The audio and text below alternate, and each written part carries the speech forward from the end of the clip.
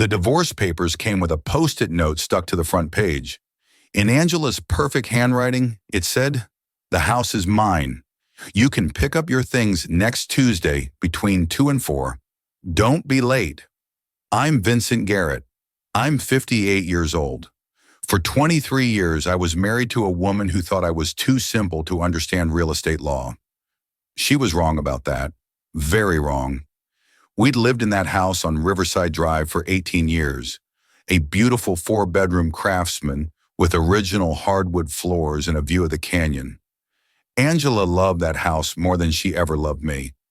She told her book club friends it was her retirement plan. She told her sister it would be worth over $1 million one day.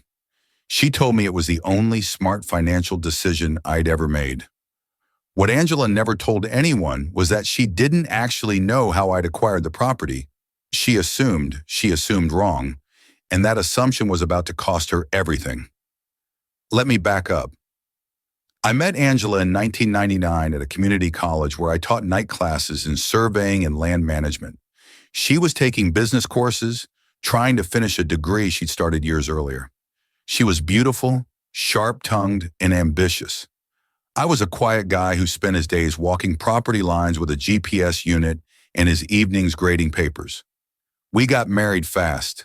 6 months of dating, a small wedding at the courthouse, and suddenly I had a wife who made it very clear she was marrying up.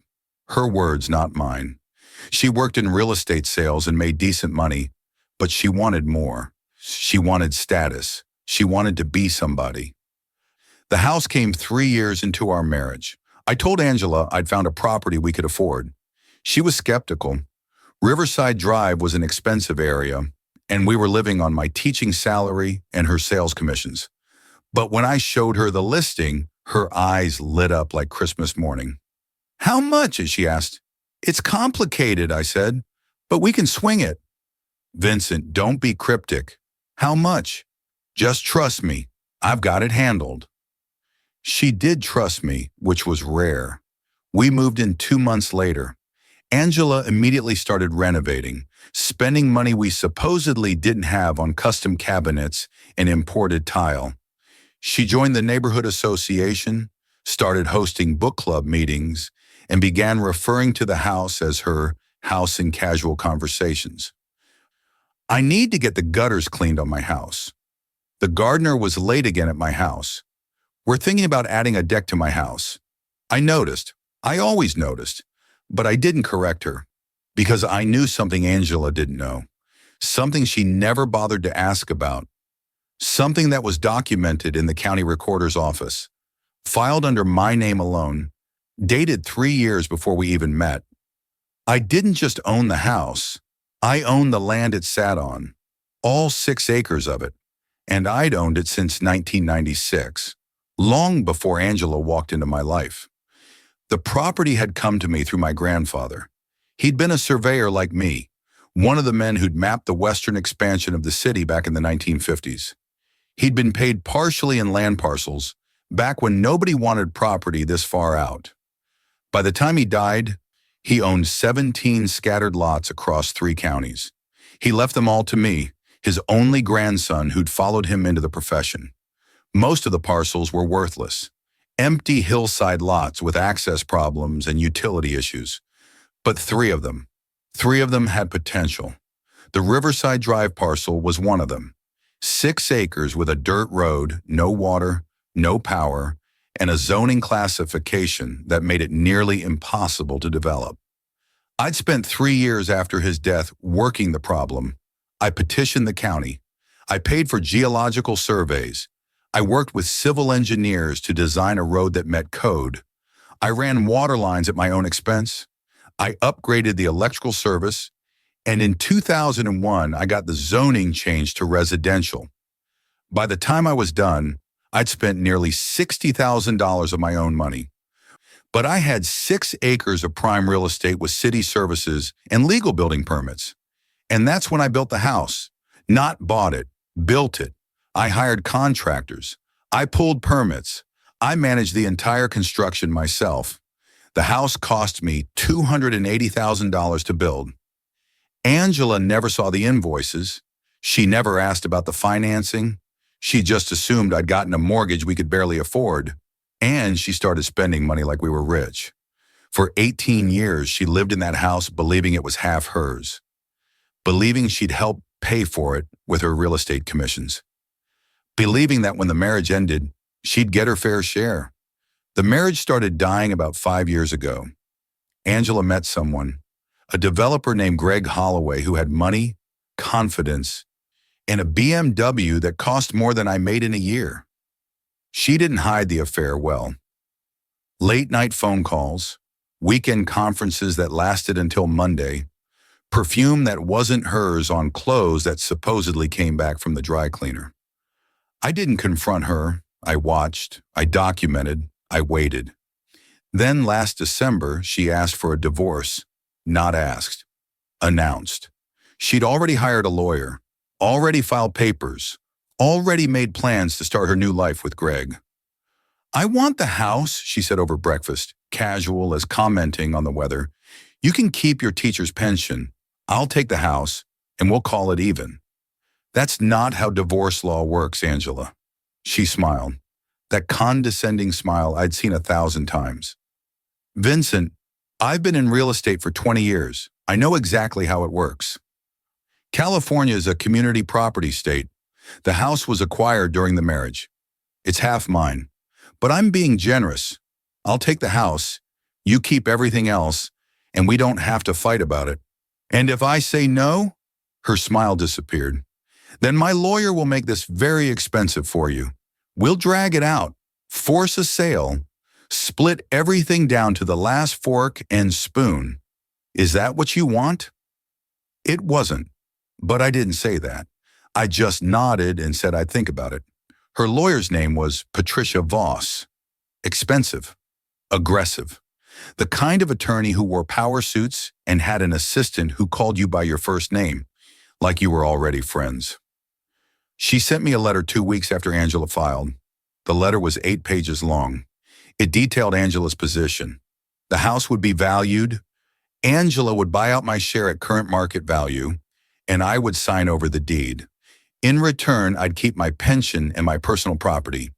Clean, simple, done. The current market value, according to their appraiser, was $1.2 million. Angela's offer was to pay me $300,000 for my half and keep the house. I read the letter twice. Then I called my own lawyer, not someone expensive, just an old colleague named William Porter who'd retired from teaching and now did real estate law part-time. "William, I need advice." "What's going on, Vincent?" I explained the situation, the divorce, Angela's demands, the house. William was quiet for a long time.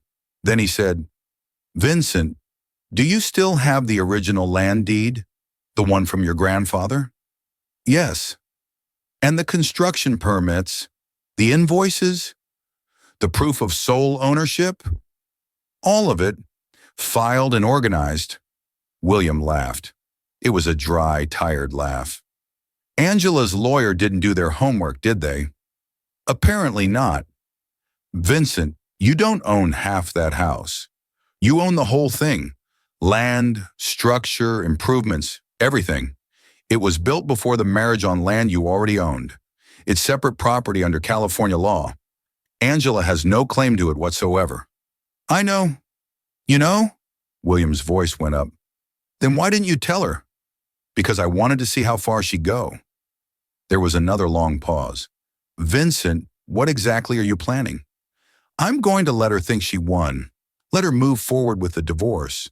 Let her take the house. And then I'm going to teach her a lesson about reading documents carefully." William sighed. "This is going to get ugly." "It already is ugly. I'm just making sure it ends the right way." The divorce moved forward. Angela hired movers. She changed the locks. She sent me that Post-it note telling me when I could collect my belongings. She threw a party, invited her book club friends and Greg Holloway, and celebrated her new independence in what she called her house. I showed up on Tuesday at 2 p.m., like the note said. I drove my old pickup truck, the one I'd used for surveying work for 30 years. I wore my work boots and carried 2 empty boxes. Angela met me at the door. She'd had her hair done. New highlights, new confidence. 2 hours, Vincent. That's all you get. That's fine. And don't take anything that belongs to the house. Fixtures stay. That means curtain rods, shelves, light fixtures, everything. Understood. I walked through the house slowly. It looked different already. Angela had removed pictures of us together, replaced them with photos of her and Greg. She'd rearranged furniture, repainted the guest room, made it hers. I packed my clothes, my books, a few tools from the garage, things that were obviously mine. I worked quietly while Angela watched from the kitchen doorway, arms crossed, making sure I didn't steal anything. After 90 minutes, I was done. 2 boxes, that's all I took. I loaded them into my truck and stood in the driveway for a moment, looking at the house I'd built with my own hands. Angela came out onto the porch. That's it. 2 boxes.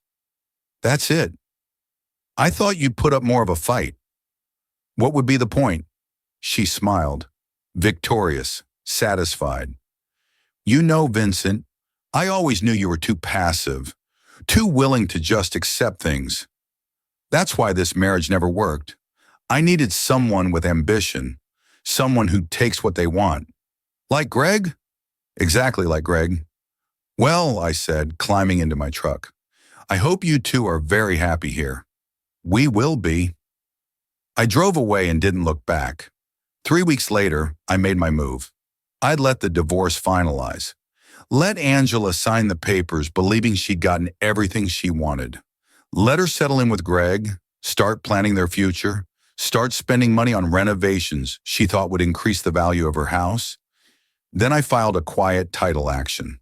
For those who don't know real estate law, a quiet title action is a lawsuit that establishes legal ownership of property when there's a dispute or cloud on the title. It's a way to clear up confusion about who really owns what. Except there was no confusion. I had every document I needed. The original land deed from my grandfather, the death certificate and probate records showing I'd inherited it, the construction permits in my name alone, the paid invoices, the final inspection reports, the original certificate of occupancy. Every single document proved the same thing. I was the sole owner of the property at 847 Riverside Drive. Not Angela, not the marriage. Me. The lawsuit was straightforward. I wasn't asking for money. I wasn't claiming Angela had acted in bad faith. I was simply asking the court to confirm what the public records already showed, that the house was my separate property, acquired before the marriage, and therefore not subject to community property division in the divorce. Angela's lawyer, Patricia Voss, received the filing and immediately called William Porter. "What is this?" she demanded. "It's a quiet title action," William said calmly. "My client is establishing his ownership of the property. The divorce is final. The settlement is signed. The settlement was based on incorrect assumptions. The house was never community property. Vincent owned it outright before the marriage. The court divided assets that weren't actually marital assets. We're correcting that error." There was silence on the line. Then Patricia said, "I need to see your evidence." William sent her everything, 200 pages of documents, land deeds, permits, invoices, bank records showing I'd paid for every aspect of construction, geological surveys, engineering reports, letters from the county planning department. It took Patricia 3 days to review everything. Then she called Angela. I know this because Angela called me 10 minutes later, not calm, not controlled, screaming, "You lied to me!" "I never lied, Angela. You never asked. You let me believe the house was ours. You assumed. There's a difference. I'm going to sue you for fraud." "On what grounds?" "I never misrepresented anything. I never claimed the house was community property. Your lawyer never asked to see the title documents. She just assumed, like you did." This is insane. This is real estate law. Maybe you should have paid more attention during those 20 years in the business. She hung up. An hour later, Patricia Voss called William. We need to settle this. There's nothing to settle, William said. The court will rule based on the evidence. Vincent owns the property. Angela needs to vacate. She's already moved in. She's invested money in renovations. She relied on the divorce settlement. Her reliance was unreasonable. Any competent attorney would have checked the title history before agreeing to a property division. You didn't. That's not Vincent's problem. Judge Morrison won't like this. She signed the divorce decree. Judge Morrison will rule based on property law. The divorce decree can't transfer property that wasn't marital property to begin with. Basic legal principle. Patricia tried to fight it. She filed motions. She argued that I'd concealed assets. She claimed I'd committed fraud by omission. She brought in her own appraiser, who tried to argue that Angela's improvements to the house gave her an ownership interest. None of it worked. The judge, a no-nonsense woman named Rebecca Liu, reviewed the evidence and ruled from the bench. This is straightforward, she said. Mr. Garrett acquired the land in 1996 through inheritance. He spent 3 years and $60,000 preparing it for development. He built the house in 2001 prior to his marriage. Every permit, every invoice, every document shows sole ownership. There is no community property interest. Ms. Garrett, you have 30 days to vacate the premises. Angela stood up. Your Honor, I've lived in that house for 18 years. Living in a house doesn't make you the owner, Ms. Garrett. Your attorney should have verified ownership before agreeing to the settlement. That failure is not Mr. Garrett's responsibility. But the divorce is final. He agreed to let me have the house. Judge Liu looked at me. Mr. Garrett, did you ever specifically agree that the house was community property? No, Your Honor. I was asked if I'd accept Angela keeping the house in exchange for keeping my pension. I said I'd think about it. I never agreed. Did you sign any documents transferring the house to Ms. Garrett? No, Your Honor. Judge Liu turned back to Angela. Then there's nothing to enforce. You assumed ownership you never had. Mr. Garrett is the rightful owner. You have 30 days. Angela didn't move. She didn't speak. She just stood there while everything she thought she'd won dissolved in front of her. Greg Holloway, who'd been sitting in the back of the courtroom, walked out without a word. The eviction took exactly 30 days. Angela tried to drag it out, filing appeals, claiming hardship, but every motion was denied. William had warned me this might happen, and he was ready with responses to everything. On day 29, I drove to the house. Angela's car was in the driveway. A moving truck was parked on the street. She was loading boxes with help from 2 men I didn't recognize. Not Greg. He'd apparently decided that a woman without $1 million house wasn't worth his time. I parked and got out. Angela saw me and stopped loading. She looked tired, older. Her perfect hair was pulled back in a messy ponytail. Her designer clothes had been replaced with jeans and an old t-shirt. Come to watch, she said bitterly. Just checking on the property. Your property, she corrected. The property you let me destroy my life over. I didn't destroy anything, Angela. You made assumptions. You didn't do your homework. You trusted your lawyer to handle details she ignored. That's on you. She set down the box she was holding. You could have told me. When? When you were having an affair with Greg? When you filed for divorce without discussing it with me? When you sent me that post-it note? When exactly should I have helped you? Angela looked at the house, at the garden she'd planted, at the deck she'd added, at the windows she'd replaced. I spent a fortune on this place. I know, I have the credit card statements. Your debt, not mine. You're really going to take everything. I'm taking what's mine, what was always mine. You're keeping what's yours, your career, your choices, your relationship with Greg. Oh, wait, that's gone too. She looked like she wanted to say something, but the fight had gone out of her. She just picked up her box and carried it to the truck. I watched for a few minutes, then went inside. The house was mostly empty now, just the furniture that had been there when we moved in. The custom cabinets Angela had installed were gone, ripped out in spite. The imported tile in the bathroom had been jackhammered up. The deck she'd added was partially dismantled, left as a skeleton of posts and beams. She'd tried to take everything she could, tried to hurt the house because she couldn't hurt me, but the bones of the place were still solid. The structure I'd built, the foundation I'd poured, the walls I'd framed, everything that mattered was still there. By sunset, Angela was gone. The moving truck pulled away. Her car followed. I stood on the porch and watched them disappear down Riverside Drive. Then I went inside and started making calls. I had work to do, repairs to make, a house to restore. It took me 6 months to fix everything Angela had damaged. I replaced the cabinets myself, spending weekends in the workshop building custom pieces. I retiled the bathroom. I finished the deck properly. I painted. I patched. I repaired. And when I was done, the house looked better than it ever had. I thought about selling. William suggested it. Get rid of the memories, Vincent. Start fresh somewhere else. But I couldn't.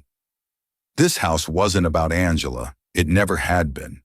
This house was about my grandfather's legacy, about the work I'd done to develop the land, about the skills I learned over 30 years of surveying and building. This house was about me, so I stayed. I turned one bedroom into a home office, started taking on consulting work, helping property owners resolve boundary disputes and zoning issues.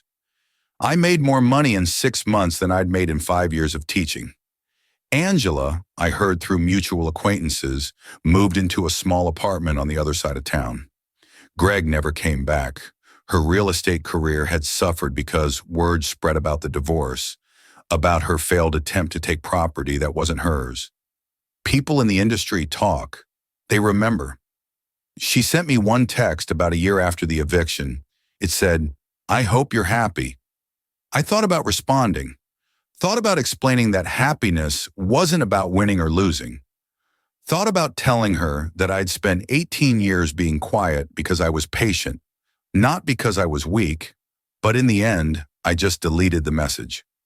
Some lessons you learn by being told, some lessons you learn by living through them. Angela learned her lesson the hard way. She learned that assumptions are dangerous. She learned that you should always check who owns the land. She learned that the quiet person in the room might be the smartest person in the room. And she learned that taking someone for granted for years and years eventually comes with a price.